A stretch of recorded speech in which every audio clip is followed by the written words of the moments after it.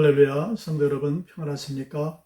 두 친구 운동 말씀과 친구 되기.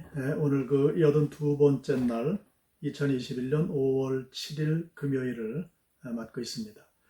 자, 오늘 우리가 함께 나눌 말씀은 열왕기상 15장부터 19장까지의 말씀이 되겠습니다.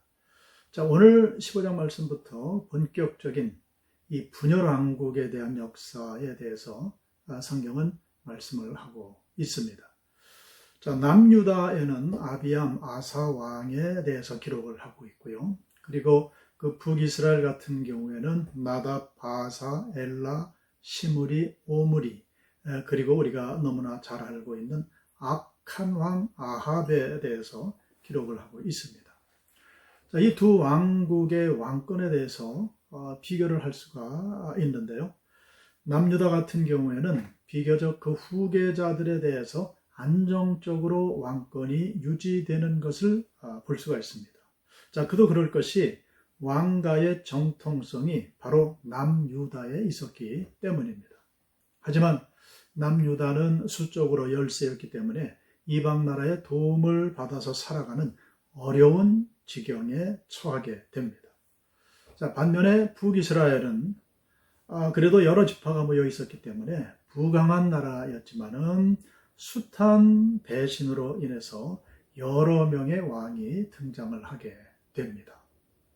그리고 아합 왕에 와서야 그나마 안정세를 취하게 되는데요. 자, 이렇게 여러 왕들이 등장하게 되지만 성경은 사실 이 왕들에 대해서는 관심이 크게 없습니다. 오히려 이 왕들을 소개할 때 보면 특징하는 아주 재미있는 구절이 등장을 하는데요. 성경은 이렇게 말씀을 합니다. 여호와 보시기에 정직하게 행하니라. 선한 왕은 여호와 하나님 보시기에 정직하게 행하였다라고 기록을 하고 있고요. 반면에 여호와 보시기에 악한 왕들은 여호와 하나님 보시기에 악을 행하였더라라고 기록을 했습니다. 자, 성경의 기록자는 그러니까 그 왕들의 치적보다는 여호와 보시기에 그들이 어떻게 행했는가에 대해서 주목을 하고 있는 것입니다. 자, 물론 그렇다고 해서 천편일률적으로 성경 가운데 선한 왕은 항상 평안하고 행복한 삶을 누렸다라는 것도 아니고요. 또 오히려 악한 왕이라 해도 더 편안하고 경제적으로 부흥을 이룬 그런 사례들을 볼 수가 있습니다. 우리가 알고 있는 아합 왕도 사실 성경에서는 악한 왕이라고 이야기를 하고 있습니다만은, 그런데 이 아합 왕 시대는 경제적으로 정치적으로 굉장히 안정을 누렸던 그런 시대였음을 우리가 볼 수가 있습니다.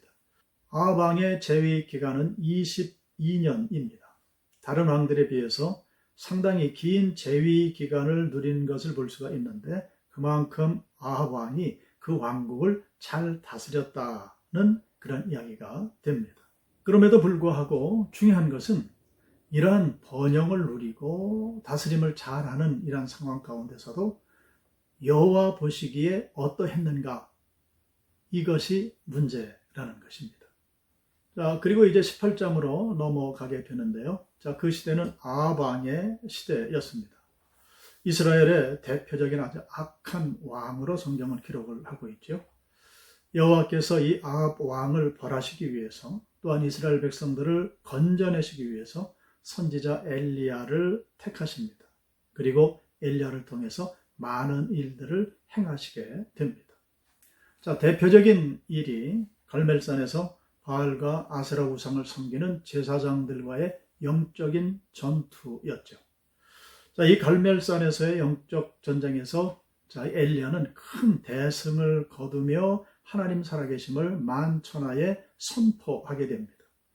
하지만 이러한 영적 큰 승리가 있었음에도 불구하고 아합과 이세벨 부부의 마음은 변하지를 않았습니다. 오히려 이 엘리야 선지자가 이들에게 쫓기는 신세가 되고 맙니다. 자, 하나님께서 분명히 역사하셨고 분명히 도우셨지만은 하나도 바뀌지 않은 그런 상황을 보게 되는 것입니다. 자, 우리의 인생도 이와 비슷하지 않겠는가 하는 생각을 하게 됩니다. 분명히 하나님 살아계시고 우리를 이끄시고 우리를 다스리시지만은 현실 가운데 삶이 전혀 변동이 없는 그런 경우들을 우리가 참 많이 경험을 하게 됩니다. 자, 그럴 때에 불신 세상의 많은 사람들은 우리들을 향해서 하나님이 없다, 하나님이 보이지 않는다라고 이야기를 하기도 하죠. 그러나 우리가 믿고 신뢰할 것은 보이지 않는 것 같은 상황 가운데서도 하나님께서는 분명히 역사하셨고, 오늘 말씀처럼 선지자 엘리야를 통해서 악한 모든 것을 도말하셨듯이 우리의 삶 가운데서도 동일하게 오늘도 역사하신다는 그런 사실입니다. 사랑하는 성도 여러분, 주님의 말씀에 귀를 기울이시고요. 그리고 지금 이 순간에도 역사하시고 다스리시는 그 하나님 아버지를 신뢰하시기 바랍니다. 그래서 진정한 영적 승리, 즉 모든 순간을 지나서 마지막에는 하나님의 큰 승리를 맛보게 되는 복된 삶이 되시기를 주님의 이름으로 축원합니다. 기도하겠습니다. 아버지 하나님, 갈멜산에서 엘리야 선지자는 무너진 제단을 수축했고 하나님께서 놀랍게 역사하심을 통해 하나님 살아계심을 만천하에 드러내 보였습니다.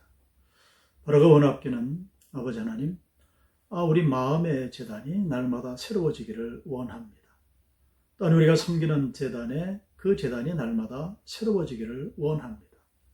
또한 한국교회 제단이 날마다 새로워지기를 원합니다. 더 나아가 저 북녘 땅에 무너진 제단이 다시금 수축되며 새롭게 일어날 수 있는 그날을 허락해 주시기를 원합니다. 그러므로 우리를 통해 하나님 살아계심이 만천하에 선포되어지며 하나님 다스리심의 모든 증거들이 우리의 모든 삶의 현장 가운데 날마다 나타나게 하여 주시옵소서. 오늘도 그렇게 역사하실 주님을 찬양하며 예수 그리스도의 이름으로 기도드리옵나이다.